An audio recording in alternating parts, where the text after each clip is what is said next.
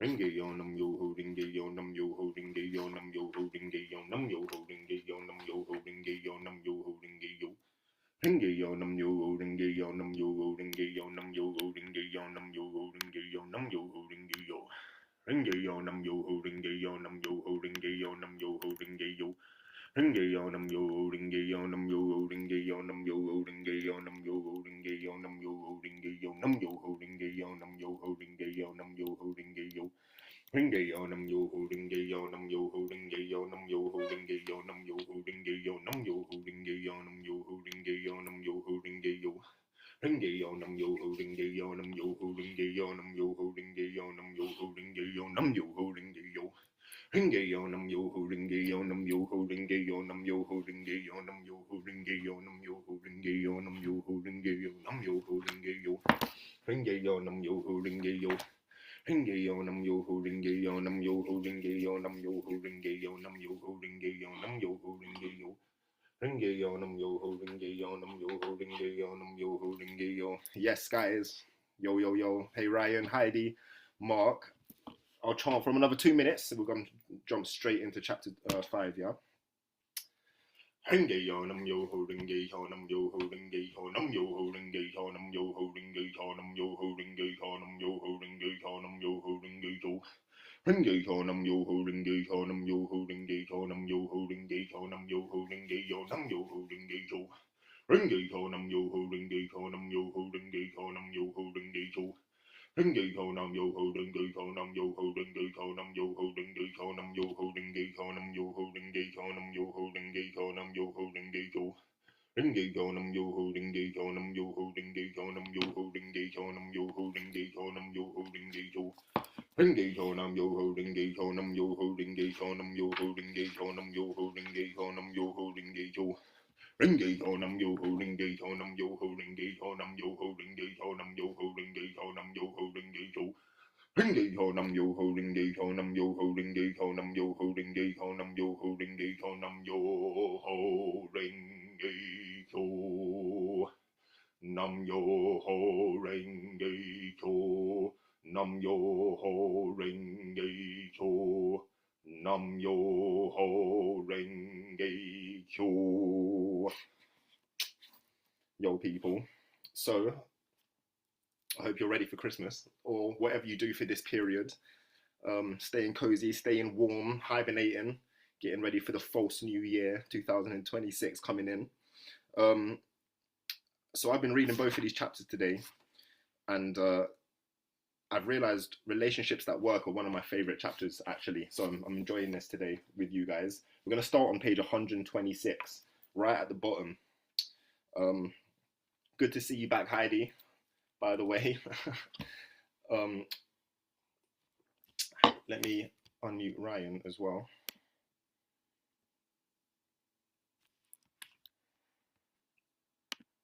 Is it unmuting you, bro?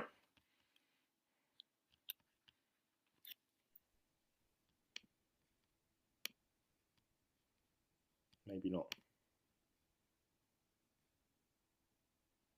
Oh, you are unmuted here, but yeah, no sound unfortunately.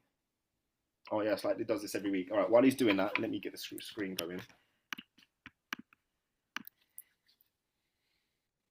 So this is our last 2 sessions, guys. We'll no doubt have one more in 2 weeks on the 3rd. I plan to do that last one. I wanted to do it all in this year, but it's just been hectic life. I've been all over the place. It's like the 3rd place I've been in like the last 2 weeks. So doing a lot of study in between, traveling a lot. I'll come back to you then, Ryan. Yeah, it looks like it was. Yes, can you hear me now? There you go. There we go, man. Fantastic. Good to hear your voice, brother. Yeah. All right, guys. So yeah, page 126. We're gonna start.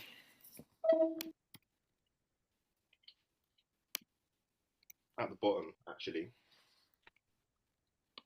So it says here, having satisfying, enduring relationships contributes greatly to our happiness. All too often, unfortunately, relationships, whether with family, friends, or co-workers, can be a source of suffering and pain more than of joy and fulfillment. All relationships that were once fulfilling don't last. Given that so many sincere and well-intentioned people exert so much effort and energy in seeking and nurturing relationships, why is it that so many of them fail? They fail because we lack the wisdom to make them work. Frequently, we enter into them for reasons not conducive to their survival. It's all up to you. Whether you experience a relationship in a positive or negative way is determined by you, by your own efforts, by your own beliefs and attitudes. This idea may at first seem hard to accept. Nonetheless, developing successful relationships begins with accepting full responsibility for your life and your role in those relationships. It's hard to soar like an eagle reads a familiar bumper sticker when you're surrounded by turkeys. Buddhism teaches that one's environment reflects his or her inner state of life. Buddhism suggests that if you are surrounded by turkeys, it's very likely that instead of an eagle you may think yourself to be, you are in fact a turkey yourself. And by extension, your environment is a turkey farm. The problem is not, however, that your fellow turkeys are preventing you from soaring. Rather, it is that you must transform yourself into the eagle you desire to be. As each of us is, at the most essential level, a Buddha, there is nothing wrong with us. We are not impure or flawed. It is our enlightened mind that is flawed. This is not the same as saying that the victim is at fault. Certainly, there are people behaving badly, causing others, perhaps you, to suffer. Oh, sorry. We are not, however, responsible for the behavior of others, only for ourselves. When you understand this, you will realize there is something ultimately liberating in this idea. Since we control the choice in our own lives, we have the power to do something about our unsatisfactory relationships. Nichiren taught that suffering arises from looking outside of oneself for the cause or the solution to problems. The fact that it is you who are suffering means it is your problem to solve, not someone else's. If you're looking for others to change, you may wait a very long time. Still, people make extraordinary efforts to modify the behaviors of others in an effort to make relationships work. But ultimately, this is as futile as cleaning the mirror in an attempt to clean your own face. The mirror will just keep reflecting back the same image. Anything to say on that, Ryan, before I move on? It's the idea that relationships, in a sense, are when there's troubles in them, people often look to that person and don't realize that actually it's something within ourselves that we can change. Does that resonate with you? Yeah, yeah. I mean, you don't discover your life state in isolation. You often discover it in relationship, especially when things are difficult. Mm-hmm. Mm-hmm. And our relationships act like mirrors to our life state. They reveal like impatience and fear and pride and compassion. And they often show where growth is needed rather than showing where other people are wrong. You know, the people who challenge us the most often reveal us most clearly. You know, you see your truest reflection in uh, the people who we don't necessarily get along with, because how we react to them reveals ourselves. Yeah.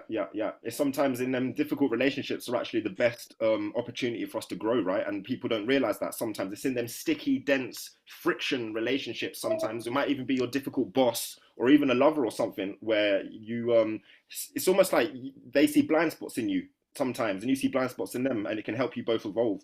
If there's like a base level of respect, remembering that everyone is a Buddha. When we have a philosophy that tells us that we're not all Buddhas, that's where kind of war and anger comes from, right? When there's no baseline respect there. Yeah, no, precisely. And like I said, the adversity reveals us. Strife is often the shiniest mirror. I mean, in Empire Strikes Back, when Yoda sends Luke Skywalker into the cave, he doesn't meet an enemy; he meets himself. And relationships function the same way when it comes to life state. If I, you know, how you choose to react, well, how you choose to act rather than react to the people that give us, you know, the most grief, the most strife in life. You Mm-mm. know, that reveals who we are on the inside as well. Yeah, thank you. You're right. Um, Leading on to this next page, then, guys, is going to be 130, and this one, the subheading for this was quite transformative for me in my life 10 years ago when I first read this, and it says the perfect relationship is two people standing alone together. Are you on that page, guys? Yeah, let me share it. But this is for me. It was the idea that love is two complete people. I read a book called The Celestine Prophecy once, and it talked about the idea that we're like a half a circle, a lot of people looking for the other half to try and complete you. Yeah, but we're actually a full person already, complete. And if you can find another person who's complete within themselves, and then you're standing together, looking at the future together, that's a really incredible relationship. Where most people, they feel incomplete, and instead of looking at the future, they're just staring at each other. And it's like, it becomes not healthy almost. So let me share this and let's jump into this. Beautiful. So, hey Layla, thanks for joining us. So, the perfect relationship, two people standing alone together. A Buddhist teacher once explained that there are 3 stages in the character development of human beings: dependent, independent, and contributive. Unfortunately, most people are completely unaware of the third, the contributive or interdependent state of life. For them, there are only 2 options: interdependence or dependence. Interdependence, the standalone self, can be a happy state because we are in control, a necessary condition of happiness. The strong, confident self, however, can easily become arrogant and isolated.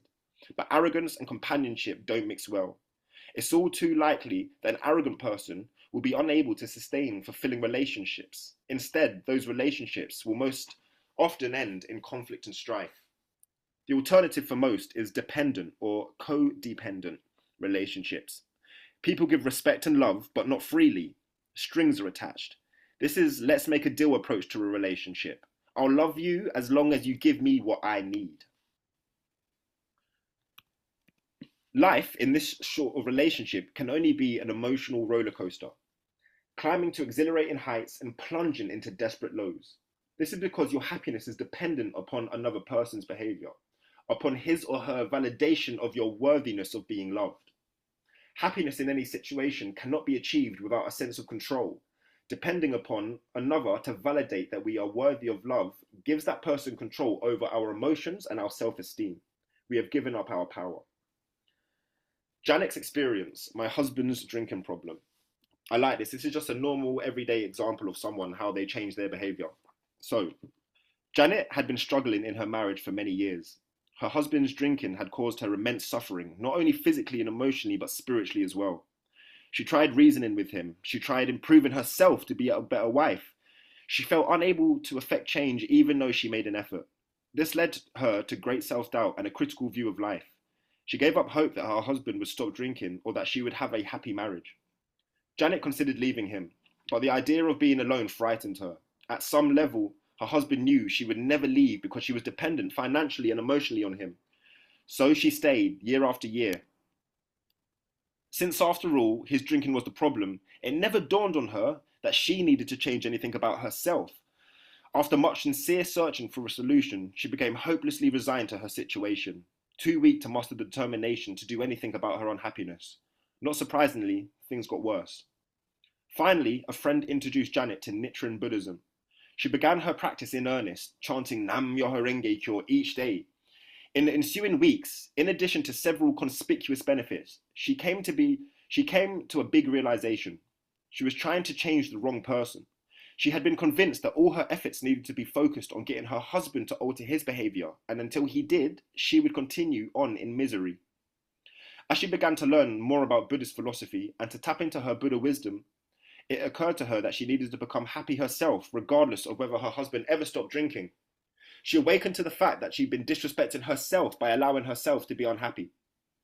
By developing a stronger inner self through her Buddhist practice, Janet's behavior towards her husband, which had been fueled by anger and frustration, changed, and genuine concern for his happiness came forth from her heart. As she chanted for the happiness of both of them, strength and determination were kindled and fueled within her. She came to understand that as partners, they were facilitating each other to be weak and dependent. Finally, her resolve solidified and she spoke to her husband.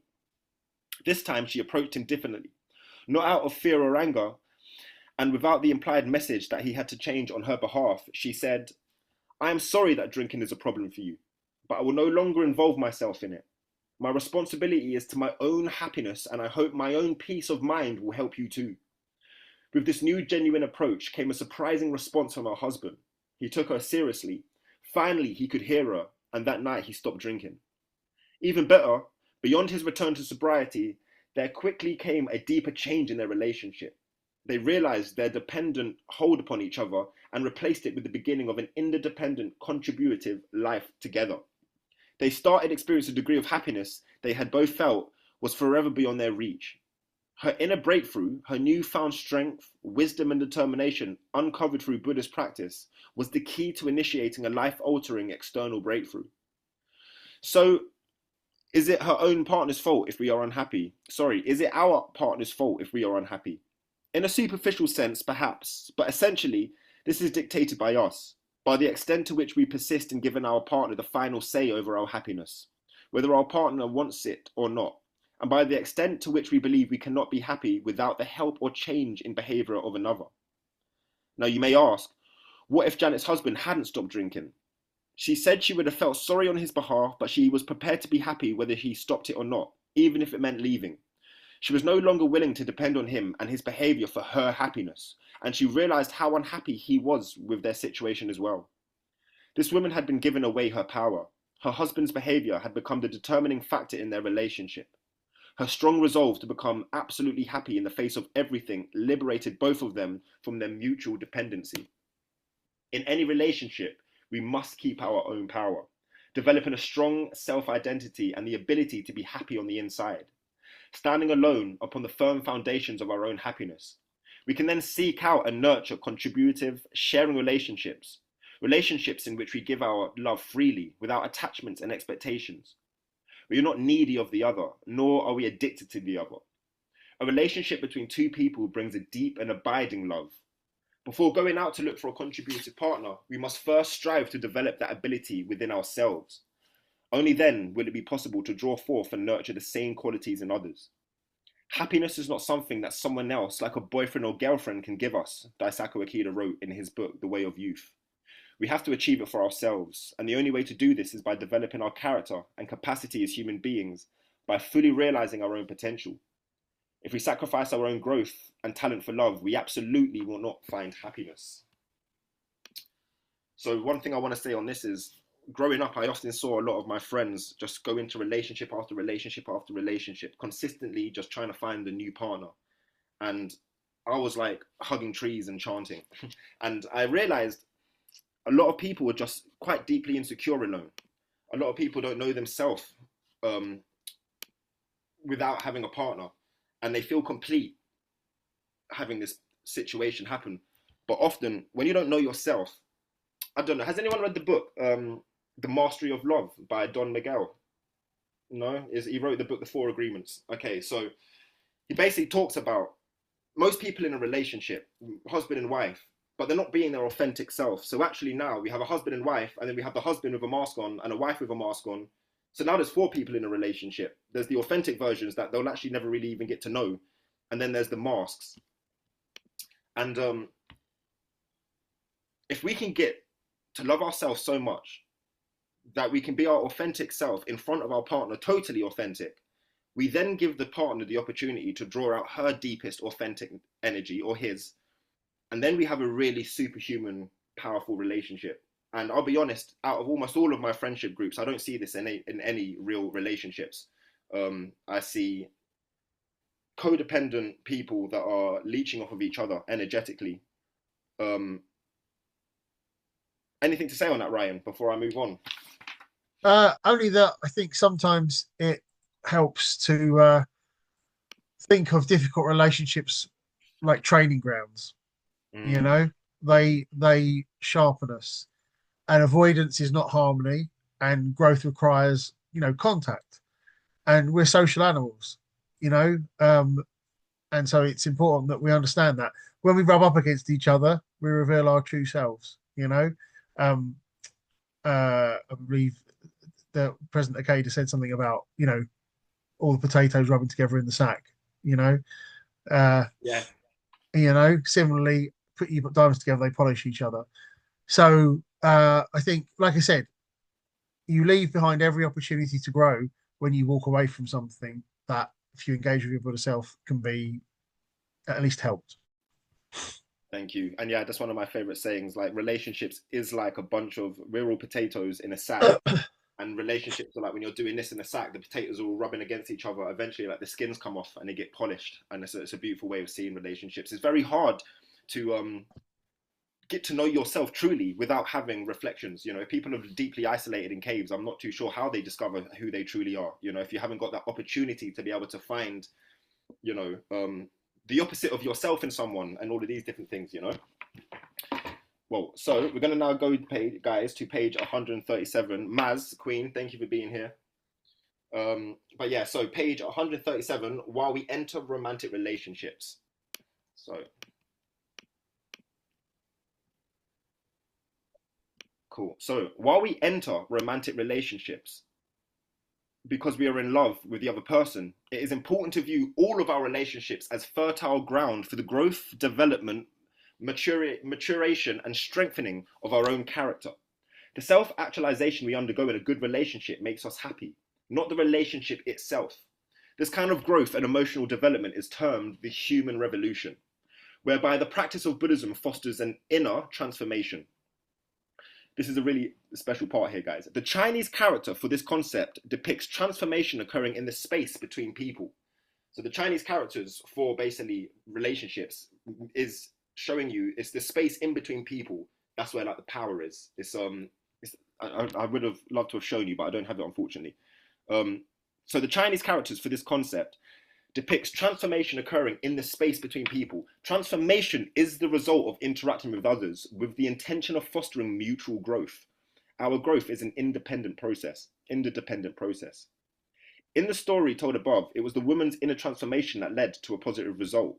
She might have opted simply to leave her husband, but in doing so, she would have missed the opportunity for personal growth, which led to her greatest happiness and sense of fulfillment. By sidestepping that growth, she would have brought the same delusions and weakness to future relationships, reliving her suffering over and over again. The looking outside of oneself delusion. Hell in relationships comes from trying to change the behavior of anyone other than yourself. That's a deep sentence, guys. Hell in relationships come from trying to change the behavior of anyone other than yourself. When we exercise self-control, beginning with becoming happy with ourselves, within ourselves, we have the ability to move the hearts of others. It is only when we stop trying to control others that we gain the power to actually influence them. For example, have you ever found yourself saying, "You're making me angry, stop doing that," to people whose behavior disturbs or frustrates you? The implications of that statement, "You're making me angry," is that somehow you don't have control of your anger. They do. And since you have ceded them that control and power, it is their behavior that must change if your anger is to be eliminated. But of course, you don't control their behavior. So the more you try to do so, the angrier you get. Not that all anger is bad. There are, of course, real situations of injustice in which anger is appropriate. Even in such cases, however, self-control is the key to influencing change. Buddhism teaches us that in response to any situation, depending on the choices we make, we find ourselves in one of the 10 worlds: hell, hunger, animality, anger, tranquility, rapture, learning, realization, bodhisattva, or Buddhahood. And we spoke about that a week or two ago. Recognizing that we are choosing and taking responsibility for those choices empowers us to choose our life state. It gives us our control back. Now, guys, if we move to, it's only a very short little sentence, but one page 145. Just a nice little part that I found. And it says here,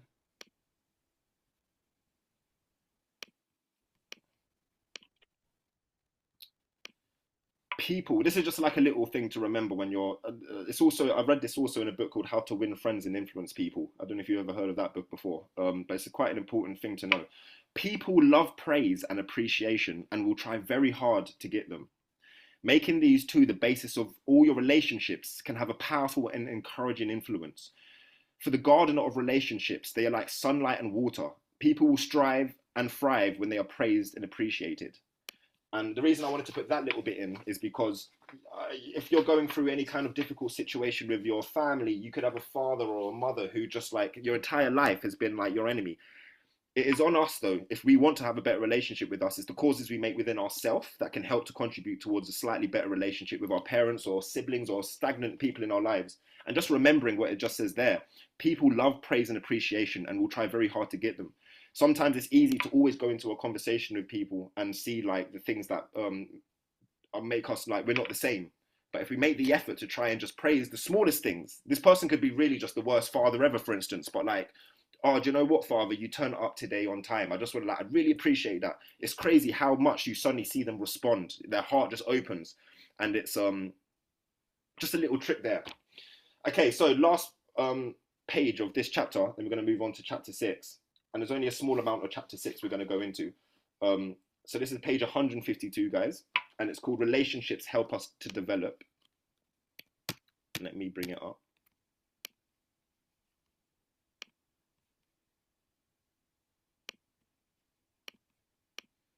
So, relationships help us develop. All our relationships have a common foundation, ourself. The internal condition of our lives will affect all our relationships. So what we learn in the course of any one relationship will apply to the others. Just as the three poisons of greed, anger, and foolishness will manifest in all our relationships, so too will all our relationships be enhanced as we purify our lives through our Buddhist practice. What comes into play in one realm will also be apparent in the others. Individuals who challenge themselves to develop happy, harmonious families will find the benefit of their efforts simultaneously apparent in improvements at work. Similarly, those who learn to transcend the lesser self, the egotistical self at work, will garner rich rewards at home. Buddhist practice is about developing character, and relationships are the forum, the classroom in which we learn how. So if you remember, guys, we were speaking in one of the other ones about the 10 life states, and we was also speaking about basically here, if we as we practice Buddhism and we're chanting and we are trying to get into the top four, we call them the noble life states. I don't know if you remember them. They were learning, realization, learning, bodhisattva, Buddhahood. Wasn't it, Ryan? The top four? Yeah. Yeah. Most people without a spiritual practice are in the lowest six worlds, from hell to heaven. They don't, and they're all very reactive life states. When we start to develop our life and we start to observe the gohonzon, or the, your candle when you're chanting, and you're making the effort just to push yourself into higher life states, every single relationship that you have, they will notice that shift and change in you, because your frequency is just different at the start. You're starting to be more compassionate. You're starting to act more like a bodhisattva. You're starting to look at yourself and stop blaming everyone for everything that's happened in your life, and you start to take full responsibility. And that's quite a deep and noticeable shift that people will notice, whether it's your lovers, your friends, your partners. Anything final to say on relationships, Ryan? And then we're going to move on to health. Uh, well, I think the one of the things to take from this is that this chapter is not about self-sacrifice. Compassion includes boundaries, and respect includes self-respect, and courage includes saying no. Basically, strength and compassion are the opposites. So so real compassion doesn't abandon the self. Real compassion doesn't abandon itself. Yeah. Heidi, yeah, let me unmute yourself, please. Hiya. So I just wanted to share, obviously, because the bit that we've just read about the husband and wife having the alcohol problem. I've only been properly chanting for probably like the last couple of months since starting reading the book that you've said about. My son he went to university, got a degree, came back with like a degree and a drug habit. So I kind of been chanting on that. And once I dropped my fear and became happier, and then kind of gave him an ultimatum that actually I'm not going to allow his behavior, because he moved back in home. Once I said that I'm not going to allow this behavior to make me unhappy and to make me ill and worry about him. So he's either got to address it or he has to leave. And I just was chanting that he does something about this. And yeah, he's been a month without taking anything. he's allowed me to, he asked me, could I get tests? So I test him so that he can prove to me that he's not taking and that he's okay. He said he never really had an addiction. It was just discipline. He didn't have any discipline. So actually, I've created that discipline to help him to have that discipline. And it's made our relationship much better. And it was my birthday last week, and he got me a oh, what do you call it? What's the plant? The bonsai tree. He got me a bonsai tree, and we called it Mr. Miyagi. He wrote he wrote in the card, "Thank you for being such a supportive mum. I know I haven't always led you to believe that you're supporting me. I've always made you feel the problem, but actually, yeah, you're the best mum in the world. Couldn't have done this without you. So thank you for all your support and your encouragement, and you've really helped me in this year." So, and that's only been this last kind of like month. The first month, I was just chanting, not really saying anything to him and thinking, well, I just need help on this because it's making me ill and I'm worrying. And then I kind of relaxed on it, then gave him the ultimatum that actually, no, enough's enough. And yeah, so we're through the worst bit, I think. Yeah. So that's down to the book. Thank you. And we were smiling, all of us. I was clocking all our faces. That was what actual proof. Yeah, Buddhism is always talking about.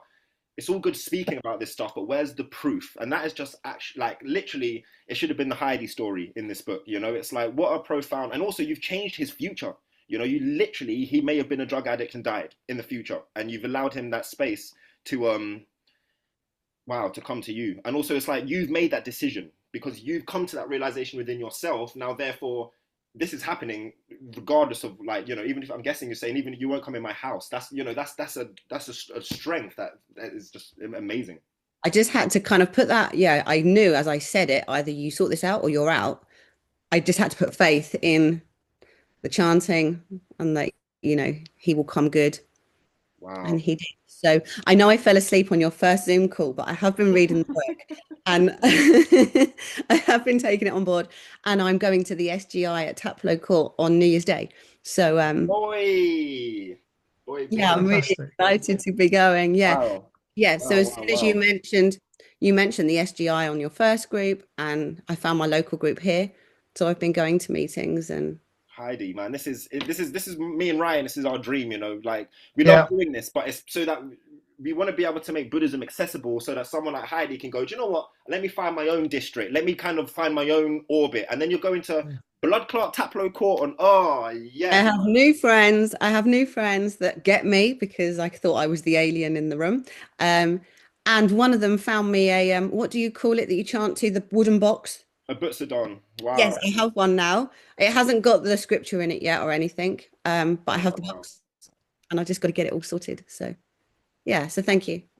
Guys, this is incredible, man.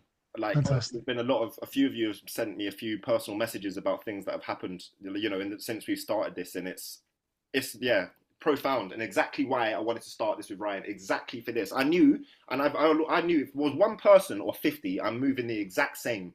Because if one person changes, the entire cosmos has changed. It's that people don't realize the power of just one individual making that shift. So absolutely incredible. Thank you for sharing that, Heidi. And what's your son's name? I'd love to chant for him myself. Blade. Blade. Oh my gosh. Sexy name. Okay, cool. Say no more. Blade. Cool. All right then. Are we ready? Yeah. Chapter 6, guys. We're gonna go into health. Cool. So we are on page 155. It's actually not got a page number on it, this one page.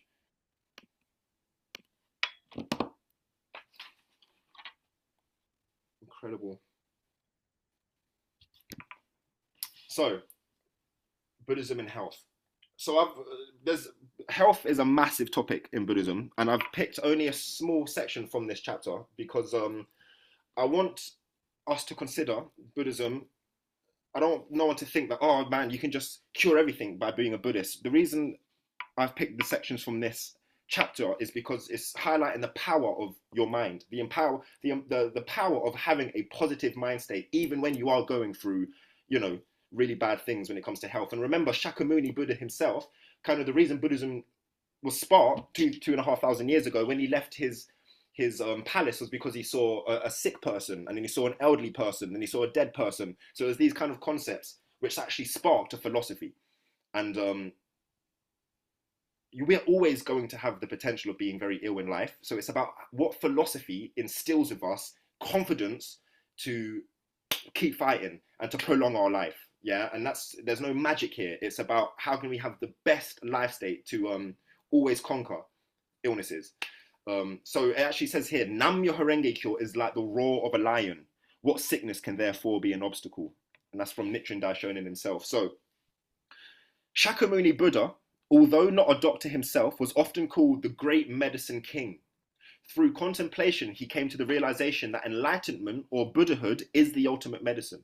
Because through its virtues, we draw forth the innate wisdom and life force necessary to cure our physical and mental ills. Therefore, the chief aim of Buddhist meditation is to help individuals develop their natural self-healing powers by cultivating enlightenment through their Buddhist practice. This view is gaining widespread recognition far beyond Buddhist practitioners.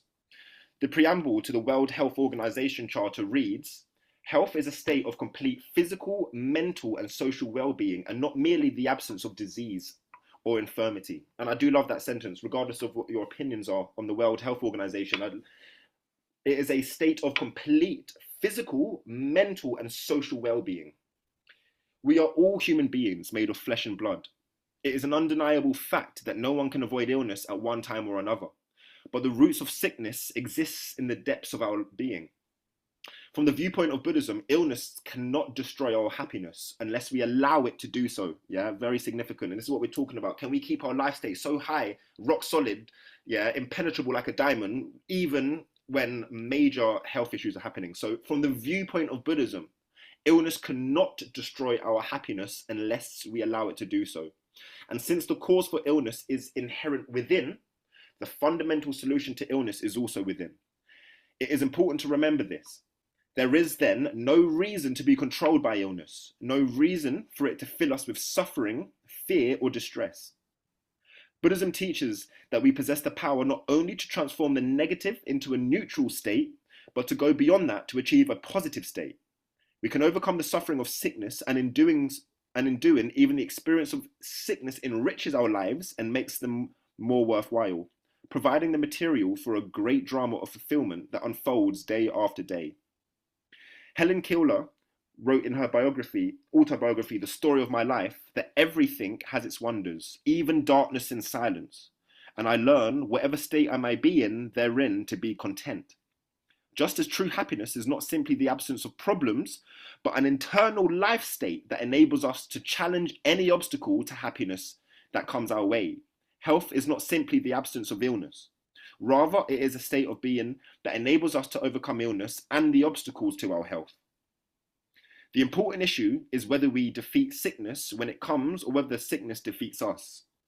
Buddhism teaches us the source of wisdom and life force necessary for defeating illness, because both health and illness exists as potentialities within us. We can make ourselves sick and we can make ourselves well. A news story from the recent years illustrates this truth. At a high school football game, a few people fell ill with symptoms of food poisoning. Initially, questioning seemed to be indicating that contaminated soft drinks were the culprit. The snack bar was closed down and an announcement was made asking people not to drink the sodas. Soon after the announcement, spectators all over the stadium began vomiting and passing out. Many rushed from the stands to their doctors or emergency rooms. More than 100 people were hospitalized. The next day, it was determined that the soft drinks had nothing to do with the sickness of the initial sufferers. They had contracted a strain of the flu. As soon as this information was disseminated, sickened spectators miraculously got well. Their symptoms simply disappeared, and even those that were hospitalized got up from their beds and left. A pathogen was not the culprit. It was merely an idea expressed in words that had an immediate and dramatic effect in both bringing on illness and in fostering recovery. In another example, a young man with a strong Buddhist practice and excellent medical treatment recovered from cancer not only once, but a second time. When his cancer reoccurred a third time in the blood, however, he was told it was incurable and was given only a few months to live. Although he had reversed his cancer twice, the prognosis was too much for him and his health began to rapidly degenerate. Family, friends, even his doctors thought he was clearly dying. Then, shockingly, it was discovered that blood samples had been mixed up. He was told that there was no trace of cancer in his cancer cells in his body. He quickly recovered and regained his strength. Such is the power of belief, or what can happen when we are strongly influenced by the diagnosis of illness, and what can happen when we rally ourselves, mustering our resources to overcome it. A similar demonstration of the power of belief is the so-called placebo effect. Medical researchers proved long ago that inert substances can have a positive effect on patients if they believe they are receiving effective medicine. In study after study, a sizable percentage of patients who are given sugar pills in lieu of medication show signs of recovery, and remarkably, if they have been told how the medication will make them feel, they will exhibit those very effects. I know in Japan that it's kind of common practice that if someone's told that they've got cancer and they've only got a short amount of time to live, they don't actually tell the patient. They'll tell like the patient's parents or the patient's lover. Because they understand that as soon as you tell someone you've got 6 months to live, every cell in your body is going to make that a reality for you. And so it's just so powerful when you realize how much our mind has an influence over us and actually over our health. Anything to say on that, Ryan, about the placebo effect, the power of the mind, and how, you know, we can use our prayer and chanting to almost keep ourselves topped up with our health? Yeah, I mean, I think Buddha himself said it best when he said, "With our thoughts, we make the world." And this chapter is very good for bringing all that together. You know, you chant, you gain insight, and this has to be reflected in your behaviour, because your inner revolution has a social impact. You know, and the human revolution is a very ordinary thing. It's easy to get caught up and think it's, because we call it the mystic law, that it must be mystical in that sense. But it's not sitting on a mountain on your own for weeks, days, and months. It's found in the really simple things every day, like how you speak to someone when you're tired, how you argue, if you know when to apologize. You know, as Spider-Man said, with great power comes great responsibility. And our first responsibility is to ourselves, because that's how we will treat other people. Yeah, community is your community is your dojo in the training of your soul, if you like. Wow, your community is your dojo in the training of your soul. Yeah.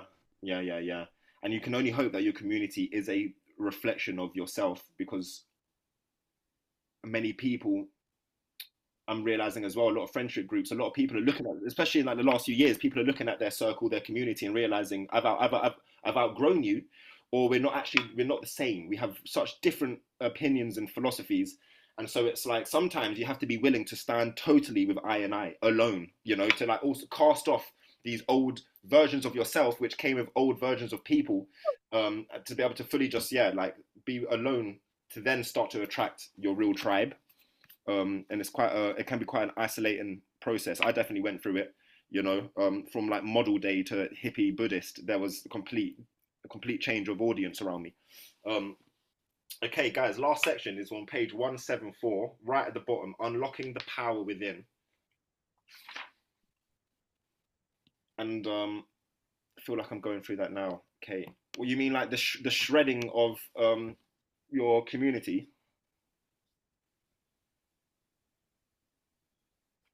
I don't know if you can speak. I've asked you to unmute. No. Sorry, I'm half asleep tonight. Yeah, just like I used to be, or I used to have loads and loads of friends.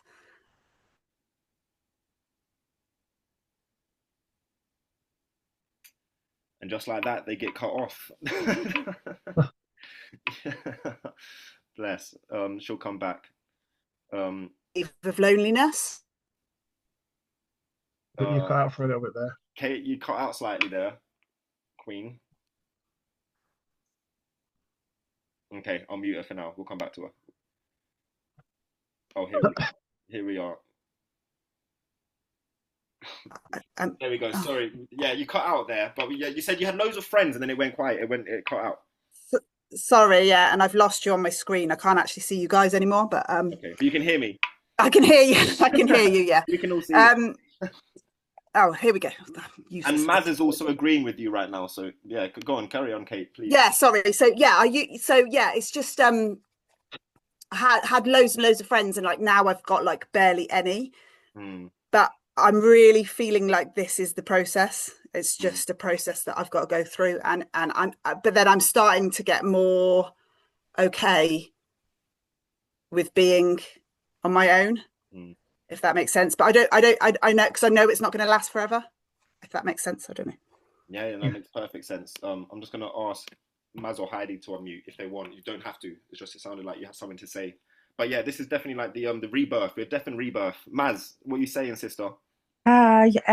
Well, I kind of went through this when I, distanced myself from my friends who like to drink and they like to take drugs, and now I don't do that, and woken up, like very isolated, and it can be very lonely, but it leads you to better people, and I'm pleased it happened. It's been a long process, but it's all good. So I get what everyone's saying. It's when you could lose 5 old friends, stand alone, but then that one new friend that comes into your energy field is worth 10 of the old friends. I'm not sure if you'll all resonate with that, but that one person that meets you and is your reflection and has the same ideals as you and wants to pray with you, that I have never even had friends that wanted to pray with you before. Now, so it's like, what an upgrade, but you have to have the courage to be alone first. Would you agree, Heidi? You going through something similar? Yeah, very similar. And one friend has come along, and she comes to the Buddhist group now. She's coming on January the 1st. Way. Yeah, so I'm like so blessed. Wow, incredible. But yeah, I feel like kind of like an alien in my world of friends. So although I've still got a couple of the friends that I'm sticking with, we have very different views, but we recognize that we still want to be friends. But yeah, since lockdown, obviously, lockdown showed There's so many different people. It showed a divide, and yeah, I was in that one that didn't want to get the jabs, and then it opened my eyes to a lot of other things that's happening in the world. And now my type of conversation isn't the conversation that my friends are having, and they're still going to Butlins big weekenders and getting drunk, and it's just like, no, what? So to them, I seem boring, but for me, this is the way forward. So I spend probably 90% of the time on my own, but I'm okay with it. I've been single for about 1.5 years now, but I'm finding that difficult because I wanted a year on my own just to kind of find who I am. And since obviously reading the section that we've just spoken about, it was obviously needed. But now I'm thinking, how do I even get back on the dating site? Because I've really took myself out the market. Like there's 1% of people that maybe aren't jabbed. Half of those are men and half of those are women. So that's took it to like 0.05%. So, I don't know. I just don't feel like finding your romantic lover is one of the hardest things, I think, when you get to this perspective, because to share someone's body and all of this, there has to be such a divine, clear reflection. But I need to know that I've given the most vulnerable, divine reflection myself. Because if I'm hiding parts of myself in front of someone I'm dating or something, then they're not going to see all of me. And I want them to know all of me. And to find like romantic energy exchange in this kind of timeline is so important, and will be, Heidi, your deepest human revolution. Whoever that man or woman is that turns up in your life will be the strongest revolution for you. like people keep saying to me, "Oh, don't you think you should maybe take a few off your tick list? A few things off the list?" And I'm like, no. No. Yeah, it's my tick list, and no, it's non-negotiable. Most of those things, at least, well, 90% of them, they're non-negotiables. No. Yeah. So I sit and wait, but a part of me sometimes thinks, "Ooh, this may be forever." Yeah, no, it won't be. I know this won't be, because it's like, and also if you was to deny one of them ticks, you're denying a part of yourself. You're like, oh, do you know what? It's part of me that I would like to find in this person, but it's okay. I won't. No. You need I'm gonna keep by myself until that person, and it will happen in the most organic and amazing, incredible way. You'll be like buying raw milk, and then like you'll hear some like handsome voice behind you. It's like the way it happens is so powerful when you have the courage to be your authentic self. This is the first time that I've been single for this long. Like I'm 49 and I've never done that. I'm like the person that's normally gone straight to the next one or had someone already lined up. It's quite empowering, to be fair. I've got used to being on my own. I'm happy on my own. Yeah. And it's to actually be alone. Like you said, having someone lined up means you're not actually alone, because it's like you've got energies. You basically, can you recall all of your energy and the fragmented energy you've given to so many people back all to yourself and completely hold it, and not have some lingering, like fully holding it to yourself. And when you do that, you get supercharged.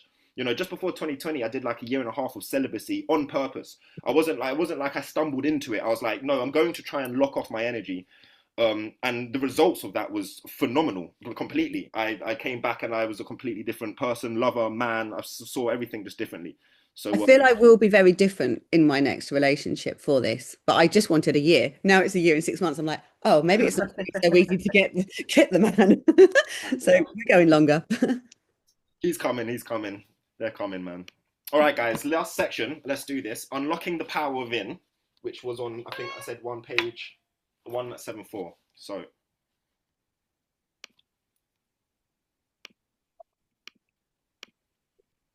unlocking the power within. Among the many positive functions of chanting Nam Myoho Renge Kyo, the mystic law in terms of health are the following. The mystic law has the power to open the self. Buddhism teaches that one originally possesses an infinite reservoir of energy within. How to open or tap it is the biggest issue. To this end, Nichiren presented us with the key to unlock this energy. Chanting Nam Myoho Renge Kyo enables us to open every potential hidden in the depths of our lives. This has been Buddhism's greatest discovery. It opens the treasure reservoir within, giving us access to unlimited potential. And trust me, guys, let me just say, as someone that's spent like 10 years before finding Buddhism, searching most of the esoteric and Oriental religions, and everyone claims they've got the key to this like unlimited reservoir, and I practiced all of them pretty much that I could find.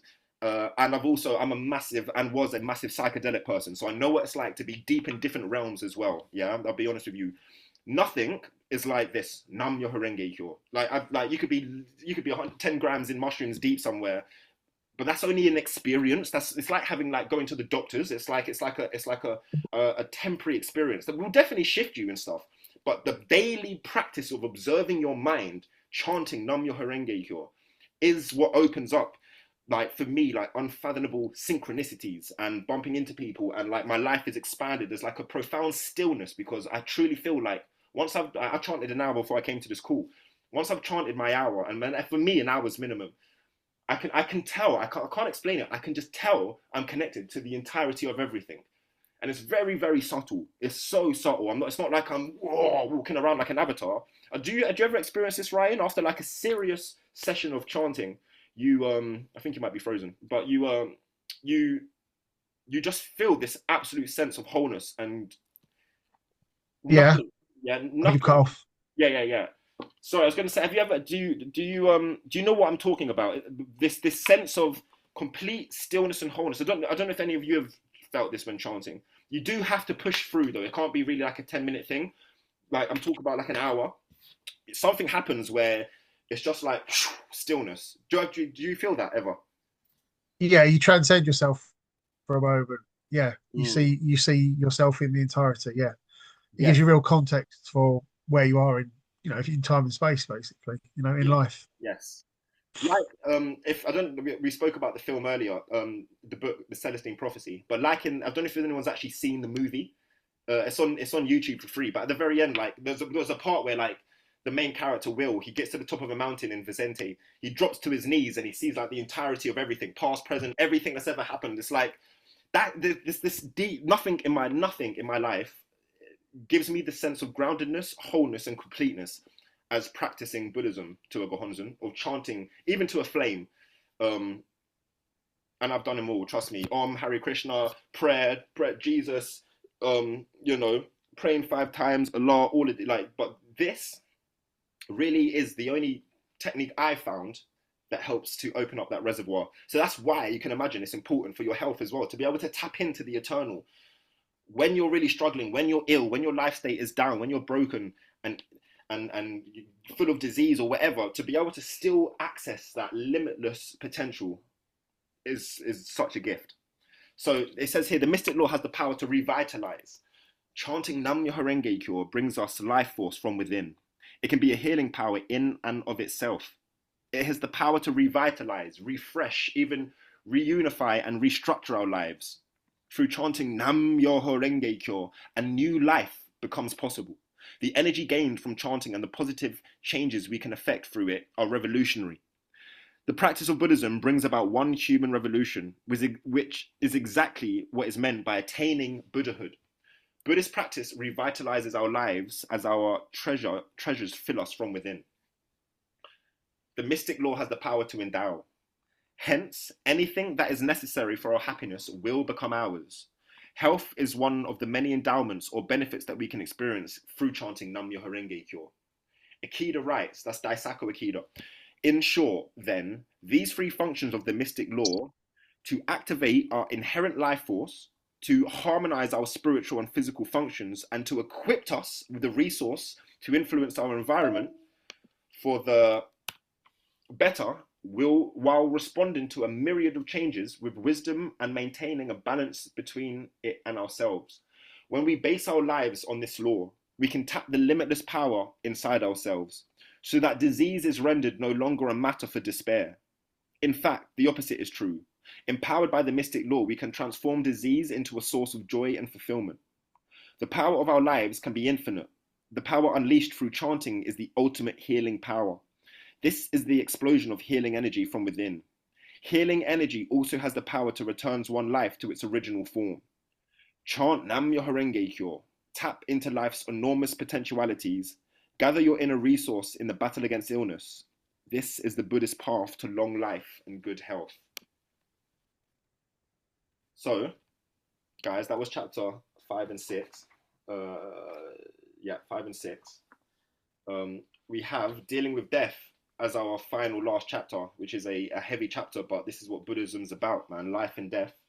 And then the very final chapter, which we'll all do in 2 weeks, in 1 hour, will be actually putting it into practice, which Heidi, for instance, I know, and Kate, I know for sure, Mark, I know, Layla, I don't know if you're practicing yet, Maz, but, you know, to be able to take this and actually put it into practice. So I would really, because a lot of you now I've known for months, funnily enough, at this point, how crazy, as that's gone quick.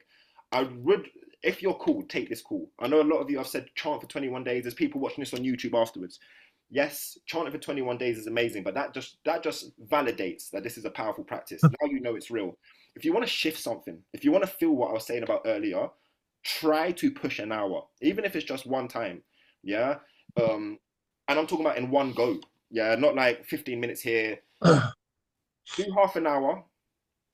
Take a little 5-minute break and then do another half an hour, and you're going to go through many different life states. You're going to feel uncomfortable.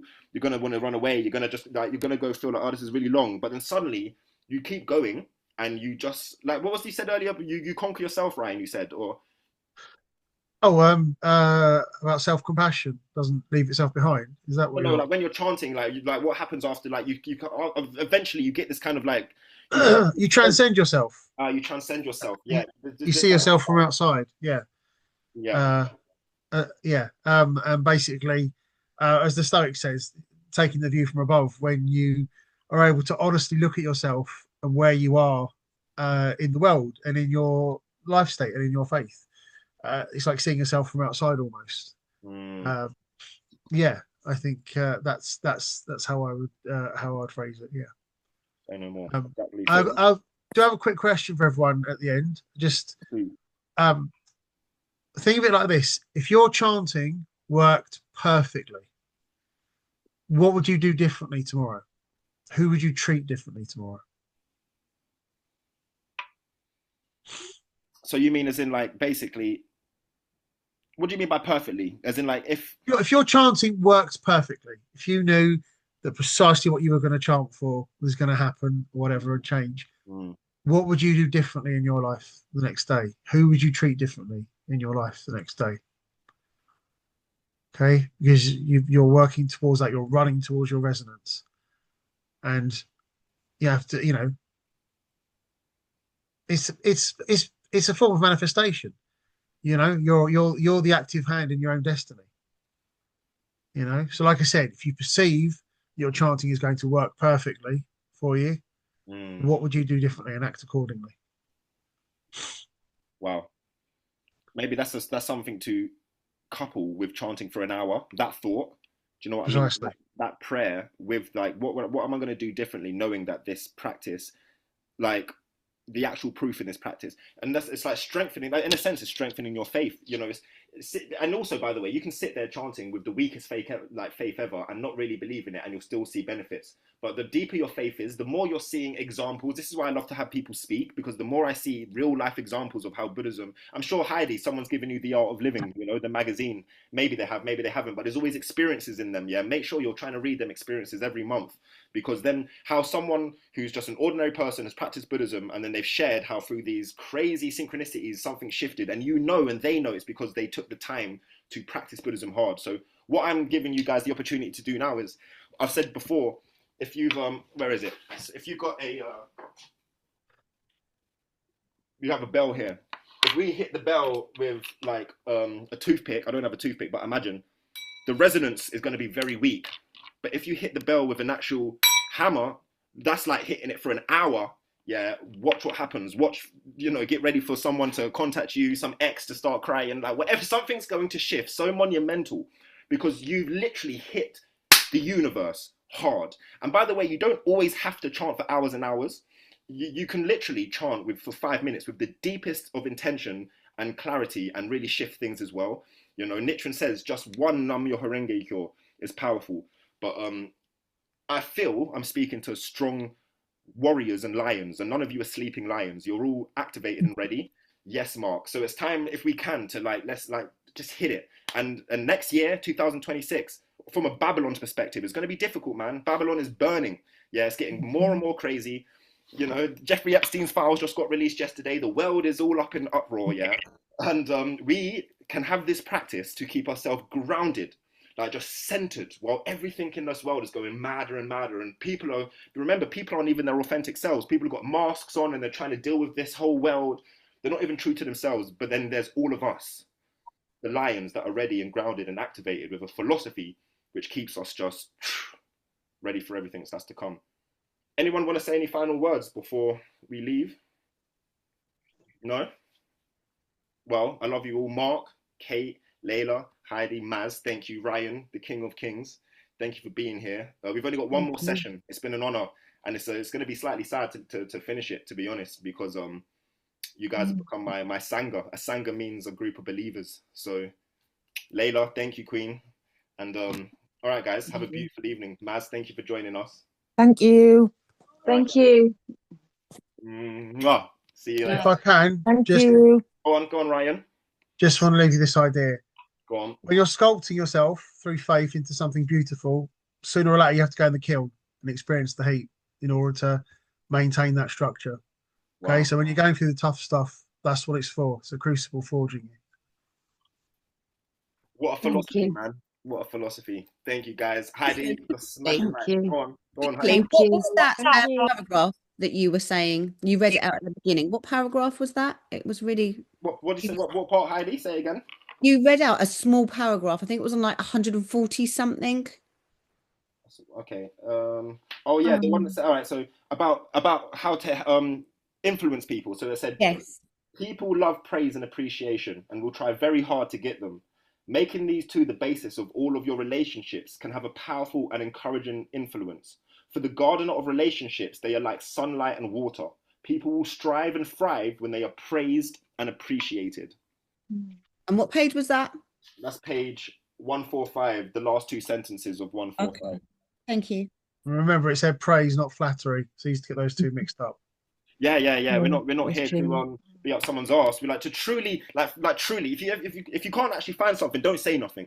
But there's always something you can find in someone somewhere just to praise and be like, oh, do you know what? Let me not be critical today. Let me just say something loving, you know. And you might have to keep on doing it, and then they'll start to come back to you, maybe. But yeah, Right with my dad. yeah, my dad's also the person I'm thinking about. So Thank you. Thank you. Guys. Thank you. Thanks. Bye. Bye-bye.